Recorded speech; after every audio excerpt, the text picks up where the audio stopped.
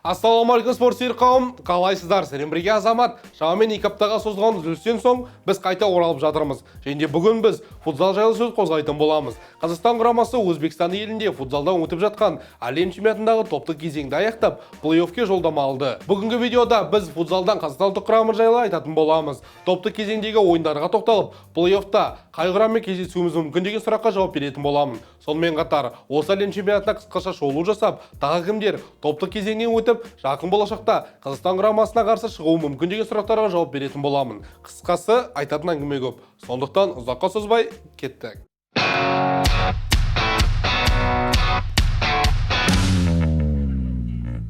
Достар, бұл видео басталмас бұрын сіздерден сұрап кететінім бар. Соңғы кезде қандай да бір қызыққа толы оқиғалар болмағасын, біздің арна қаралым жағынан сәл түсіп қалды. Сондықтан кезіндегі сандарға қайта оралу үшін сіздердің қолдауларыңызға мұқтажбыз. Міндетті түрде лайк басып, арнаға тіркелуді ұмытпаңыздар. Сонымен қатар осы футзалдан әлем чемпионатында Қазақстан құрамасына сенесіздер ме? Өз пікірлеріңізді комментарийге жазып кетсеңіздер болады. Бұдан басқа, осы жазда біз арнайы sport.net.kz деген сайтымызда ашқан болатынбыз. Ол жерде сіздерді қызыққа толы ақпараттармен бірге қазақ спортына жаңа көзқарас күтіп отыр. Барлықтарыңызды сол жерде күтетін боламыз. Төмендегі сілтеме арқылы өтіп, біздің сайтымызбен таныссаңыздар болады. Сонымен, Қазақстан футзалдан әлем чемпионаттарында 4-ші рет ойнап жатыр. Алғаш рет арғы 2000 жылы өнер көрсеткен едік. Ол кезде біздің футзал жартылай кәсіпқой деңгейде болып, әлем чемпионатына Азия елі ретінде өткен болатынбыз. Өкінішке орай, топтық кезеңдегі бүкіл үш ойында жеңіліс тауып, ұшып кеткен едік. Екінші рет әлем чемпионатында 16 жыл өткен соң ойнаған болатынбыз.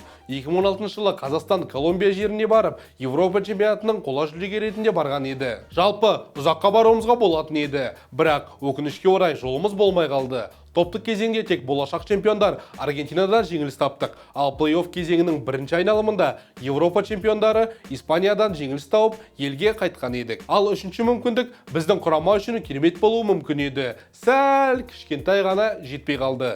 Себебі әлем чемпионатының финалына шығуға бізді бар болғаны 2 ғана пенальти тоқтатты. Топтық кезеңді қиналмай өтіп, плей-офф стадиясында алдымен Таиландты жеңдік. Кейін мықты Иран құрамасымен болған ойында 0-2 есебімен камбэк жасаған едік. Ал Португалияға қарсы болған жартылай финал драмаға толы болды. Алдымен жеңіліп тұрған кезде соңғы минуттарда гол соғып, есепті тең қылдық. Кейін овертаймда алға шыққанымен пенальти сериясына жеттік. Алайда сол кезде Дуглас пен Арнольд Кнауп соға алмағасын финалға шыға алмай қалдық. Ал Бразилияға қарсы болған 3-ші орын үшін ойында мүлде күш қалмады. Себебі Португалияға қарсы болған ойында бүкіл жан-тәнмен беріліп ойнағасын ауыр жеңілістен соң қайта оралу мүмкін емес болды.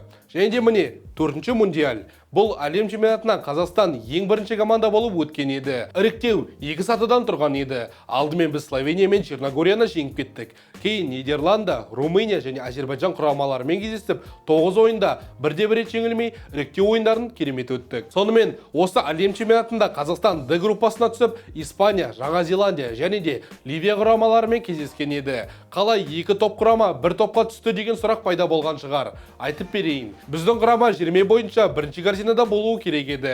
Алайда Өзбекстан құрамасы бұл әлем чемпионатына хозяйка ретінде қатысып жатқасын, біздің орнымызға бірінші корзинаға кіріп кетті. Ал біз болсақ, екінші корзинаға түсіп, дәл осы Испаниямен бір топта ойнауға мәжбүр болды. Топтық кезеңдегі ойындар жайында сәл кешірек айтамын. Әзірше біздің құрамаға тоқталып, командамызға шолу жасайық. Бас бапкеріміз Пауло Рикардо Кака. Іріктеу ойындары аяқталған соң, ұлттық құрама оқу-жаттығу жиындарын бастап кетті. Сол кезде 5 ойын ойнап, қайтадан 1-1 жеңіліссіз шықты. Алдымен физика жағынан мықты Тәжікстан мен Иран құрамаларымен 2-2 ойындар өткізді. Кейін әлем чемпиондары Аргентинамен кездесіп, жолдастық ойында 3-2 есебімен жеңіске жетті. Сөзсіз, біздің құрама бұл әлем чемпионатына керемет күйде келген еді.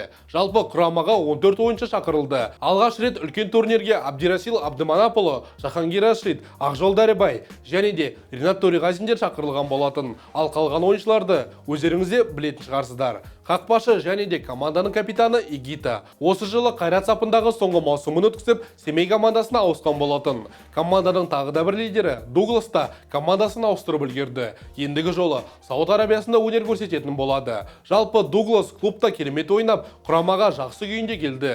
Сонымен қатар Леоның қайта оралғаны қуантады. Өкінішке орай жарақатының кесірінен өткен әлем және Европа чемпионаттарына қатыса алмаған еді. Сол кезде осы Леоның жоқтығы қатты сезілді. Лео латвиялық РФШ командасында жақсы өнер көрсетіп, құрамаға қосылған еді. Жалпы құрамамыздың көшбасшылары ретінде Бразилия ойыншыларынан басқа қазақ жігіттері де керемет өнер көрсетіп келеді. Біржан Оразовтан өткен Европа чемпионатындағыдай үздік бомбардир атануын күтетін боламыз. Дәурен Тұрсағұлов та жалпы керемет күйде. Сонымен қатар Азат Валиуллин мен Альберт Акбаликовтардан да көп күтетін боламыз. Менің ойымша, дәл осы Азат құраманың лидері атануы мүмкін.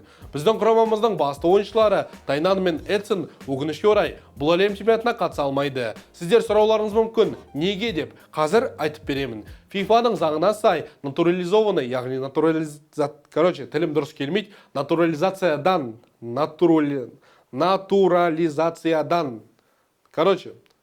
аяқтан алған, сырттан алған ойыншылар, легионерлер Қазақстан елінде кем дегенде 5 жыл бойы өмір сүруі керек. Алайда Тайнанның спортингке трансферінің кесірінен 5 жылға сәл шамалы ғана жетпей тұр. Ал Эдсонға 5 жыл тек қана 2025 жылы, яғни келесі жылы ғана болады. Жалпы өтірік ұра салып бара беруге де болатын еді. Алайда мынандай жағдай орын алды. Іріктеу тобында Нидерланды құрамасы FIFA-ға шағымданып, Румыния құрамынан 9 пайда алып кеткен еді. Сондықтан біздер лишний раз керек емес тәуекелге бармай,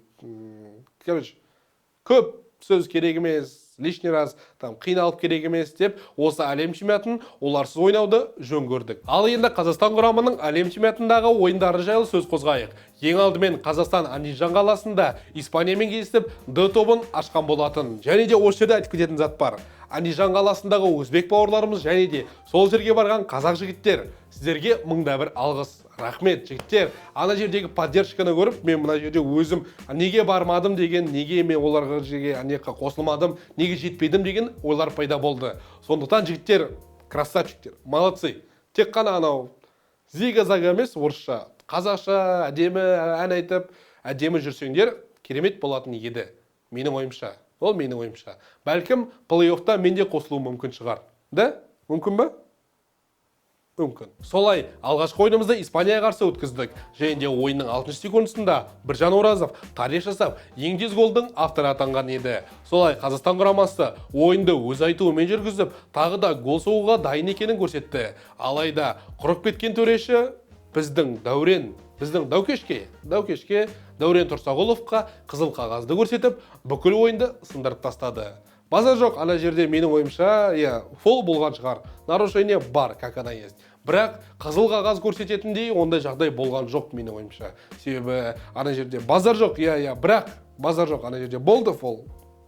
Понимаем, білеміз. Бірақ Даукеш ана жерден нападениеге баратты. Шабуылдап жатты. Ана допты алып кетті, Даукеш сәл аяғын қоя салды, және де фол болды. Сен жолтай көрсетсей, жұмысың ба, сары қағаз көрсетсей, қызыл қала кетті, ё-моё. Еще ана төрешіше Панама елінен деймін, анау түсініксіз біреу ғой, анау футзал түгіл, футболында да жоқ ел, атыңның басына төреші бола ма? Олимпиададағы бокстың кезінде бытшы төрешілер болды ғой, анау ше, Монголия, Гондурас дегендер. Вот, міне сол мыналар. Мейлі қызыл қағаз бердің, ары қарай ойынды бұзба деп айтуыма болады, бірақ ол бартта ойынды шаң еткізді, бүкіл ойынды бұзды. Сапасы тым өте төмен төрешілер екені көзге анық, ашық көрінген еді. Солай, біздің ойын сынды, жүйеміз сынды, яғни система сынды, біздің система, яғни жүйе сынғасын, ойыншыларымыз мораль жағынан сынып қалды. Моральды түрде сынып қалды. Дегенмен кейін гол түсіп алғанымызға қарамастан, біздің қақпашы Игита өзінің үздіктердің қатарына кіретін тағы да бір рет дәлелдеген еді. Сөйтіп, топтық кезеңдегі алғашқы ойында Испаниямен 1-1 есебімен тең ойнаған едік. Жалпы біздің құрама Испания сияқты грантқа қарсы қорықпай ойнап, өздерін жақсы көрсетіп шыққан еді. Және менің ойымша, ана жерде егер мал төреші болмағанда, біз жеңіске жететін едік. Ал сіздер қалай ойлайсыздар? Жазыңдар. Ал екінші айналымда біз Ливия құрамасымен кездестік. Және де барлығы үшін бұл команда нағыз тосынсый болуы мүмкін еді. Себебі жалпай алғанда өздерінің елінде футзалдан 4-ке жуық жоғарғы лигасы бар. Яғни конкуренция, яғни бәсекелестік өте жоғары деңгейде. Солай Ливия құрамасы бұл әлем чемпионатына Африка кубогының қола жүлдегері ретінде іріккен еді. Сол кезде өте жақсы дамып келе жатқан ең үздік құрамалардың бірі Мароккодан жеңіліс тапқан. Бірінші турда Жаңа Зеландиямен кездесіп, 3-1 есебімен жеңіске жеткен еді. Ең қызығы, сол ойындағы 3-ші голды команданың қақпашысы Букшим соғып, әлем чемпионатындағы гол соққан алғашқы қақпашы атанды. Ойын алды біздің құрама айқын басымдылықпен фаворит ретінде қарастырылған болатын. Бұған қарамастан 14 минут бойы ойында голдар мүлде орын алмаған еді. Дегенмен Лео Ақжол Дарибайды тауып, дәл пастың арқасында есеп ашылды. Өкінішке орай бұл голды автогол ретінде санап жіберді. Жаңа басында айтып кеткенімдей, Дарибай құрамаға үлкен турнирлерде алғаш рет шақырылған болатын. Өткен маусымда Семей командасымен бірге Қазақстан чемпионатында жеңіске жетіп, Қайраттың 20 жылдық гегемониясын бұзған болатын. Сөйтіп, ұлттық құрамаға тек осы әлем чемпионатына іріктеу кезінде шақырыла бастады. Дарибайдың голдан кейін 1,5 минут ішінде Ливия құрамасы жауап беріп, гол соққан болатын. Мұхаммед Хамис деген кісі көзге түскен. Дегенмен, Қазақстан командасы тек қана жеңіс үшін ойнайтынын көрсетіп, бірден ойын темпін көтерген болатын. Солай 27 секунд өткен соң, өткен Евро 2022-ның үздік бомбардирі және де бүкіл әлем чемпионатының тарихындағы ең тез голдың авторы Біржан Оразов гол соққан болатын. Айтпақшы, бұл Оразовтың үлкен турнирлердегі 11-ші голы. Кейін тағы 2 гол соғып, Қазақстан құрамасы 4-1 есебімен жеңіске жетті. Сөйтіп, 4 ұпаймен бірге Д тобын басқарған болатынбыз. Алайда қуанышымыз ұзаққа созылған жоқ. Біраз мезеттен кейін Испания құрамасы Жаңа Зеландияны 7-1 есебімен жеңіп, біздің тобымызда бірінші орынға жайғасты. Ұпай саны бірдей болғанымен, гол айырмашылығы бойынша 3 топқа артық соққан болатын. Солай барлығы топтық кезеңнің соңғы турында шешілетін болды. Үшінші айналымда біз Жаңа Зеландиямен кездестік. Бұл ойынға Дәурен Тұрсағұлов қайта оралуы керек еді. Себебі Испаниямен болған ойындағы қызыл қағазы Ливия кезінде өтіп, дисквалификациясы аяқталған болатын. Алайда мезетте ойынға бірнеше сағат қалған кезде FIFA ресми түрде 2 ойынға созып, яғни дисквалификацияны 2 ойынға соғып, Даукештің қатыспайтынын мәлімдеді. Дегенмен құрамамыз тек қана үлкен есеппен жеңіске жетуді көздеген еді. Және де командамыз бірден не үшін шыққанын көрсетіп, алғашқы минуттан бастап қарсылас командасының қақпасына жатып алды. Жатқанда ана жерде, мен білмеймін, 2 ойыншы алда, 2 ойыншы артта, мына жерде Игита ортадан былай тух. Және де сөйтіп жүрді. Қазақстан құрамасы голдарды қарсылас команданың қақпасына жаңбырдай жаудыра бастады. Алдымен есепті Ринат Төреғазин ашып берді. Кейін Дарибай гол соғып, есепті 2-0 қылған болатын. Ал ары қарай нағыз шоу басталып, Лео мен Кнауп басты рөлді сомдап шықты. Сөйтіп, Арнольд Кнауп пентатриктің авторы атанды. Пентатрик ана жерде неге? Себебі жалпы ол 6 гол салды. Бірақ голдардың бірін автогол ретінде санап қойды. Жалпы ол 6 гол соғып, бүкіл әлем чемпионатының тарихындағы ең үздік